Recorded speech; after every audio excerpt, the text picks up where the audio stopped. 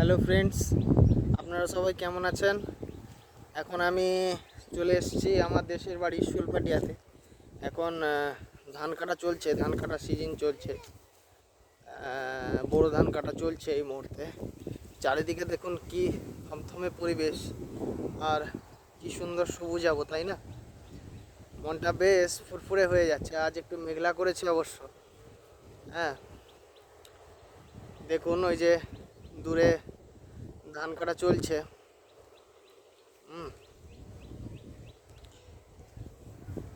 দেখি, এই হনুমান, এই কি করছিস? হ্যাঁ, কি খেলা হচ্ছে? হ্যাঁ, কি খেলছো? এখানে খেলছি। এখানে কি খেলছো? এখানে হ্যাঁ, কি এটা? কি মাটি দিয়ে কি হচ্ছে এটা? কি চিনি। রান্না হচ্ছে? চিনি। হ্যাঁ, চিনি। তো বাপের বাড়িতে পাঠাবি নি? হ্যাঁ। হ্যাঁ, হ্যাঁ। বাপের বাড়ি যাবি? হ্যাঁ। হ্যাঁ, সময় আছে, দাঁড়াও একটু একটু অপেক্ষা করো, তারপরে যাবে। না। হ্যাঁ, যাবে না বাপের বাড়ি? না। না, খেলো খেলো। এটা কে পাশে, কে বসে আছে? বন্ধু নাকি? না, এটা বানু। এটা বনু? বাহ, খুব ভালো। এই যে দেখুন বন্ধুরা, ওই যে দূরে ওই যে ধান কাটা আরম্ভ হয়ে গেছে। সব জায়গাতেই প্রায় এবারে ধান কাটা কমপ্লিট হয়ে যাবে। কি সুন্দর পরিবেশ,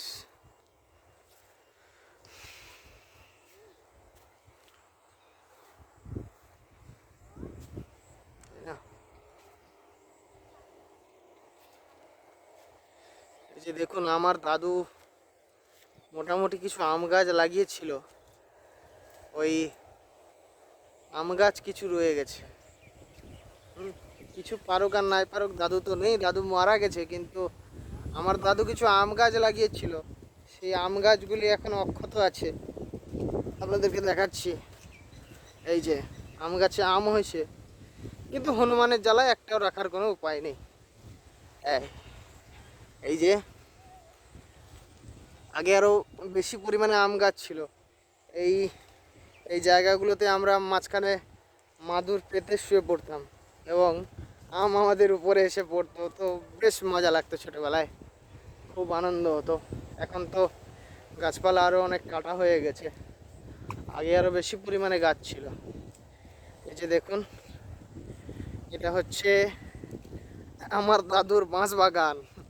এখন তো বাঁশ বাগানের টিকি মাত্র নেই, কিন্তু আগে যে পরিমাণ বাঁশ ছিল বা বাঁশ ঝাড় ছিল, মানে রাত্রিবেলা আসতেই মানুষের ভয় লাগবে। এই এটা হচ্ছে আমাদের পুকুর, পুকুরটা এখনো ভরাট হয়নি। এই হচ্ছে পুকুর, গোটা লতা জন্মে গেছে। এই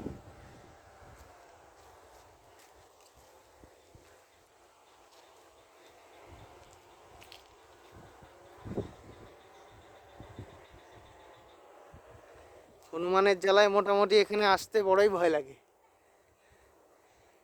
বড়ই ভয় লাগে এখানে আসতে। একদিন তো আমাকে মেরেই ফেলতো একেবারে।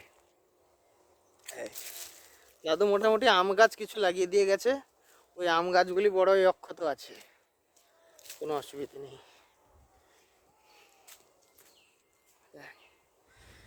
আম আর বাঁশ এই দুটো লাগিয়ে দিয়ে গেছে, বাঁশ লাগিয়ে দিয়ে গেছে এবং আমাদেরকে বাঁশও দিয়ে গেছে সঙ্গে, মানে অন্য বাঁশ। কী বাঁশ আপনারা ভালো করেই জানেন। এই যে এই যে গাছটা দেখছেন না, এই গাছটার তলায় আমরা আমরা সবাই ছেলেবেলায় বসে থাকতাম, এবং আম আমাদের উপরে এসে পড়তো। কি ছিল সেই দিনগুলো, খুব সুন্দর ছিল। এই হচ্ছে পুকুর, আমার দাদুর লাগানো সুপারি গাছ।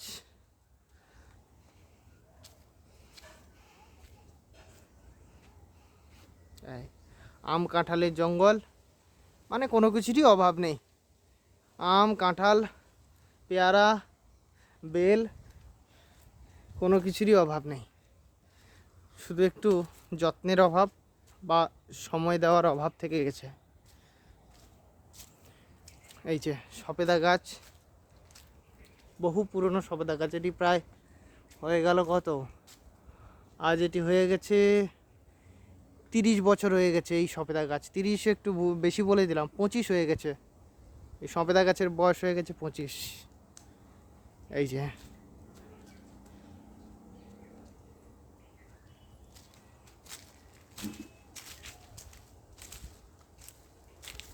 গ্রামের পরিবেশ কি সুন্দর, তাই না?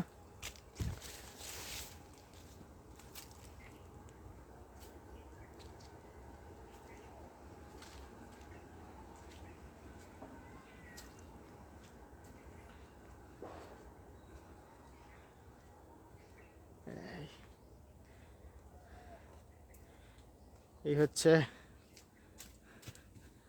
এই সমস্ত গাছ আমার কাকুর লাগানো।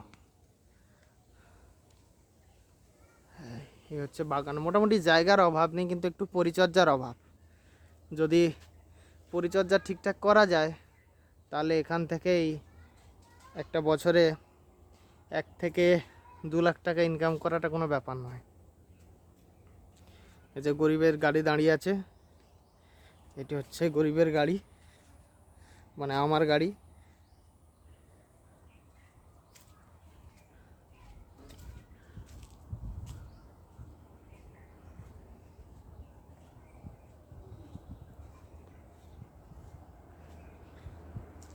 সো ফ্রেন্ডস, একটা ছোট্ট করে ভ্লগ বানালাম বা বানানোর চেষ্টা করলাম। এই যে কাঁঠাল গাছে কাঁঠাল হয়েছে, এই দেখুন।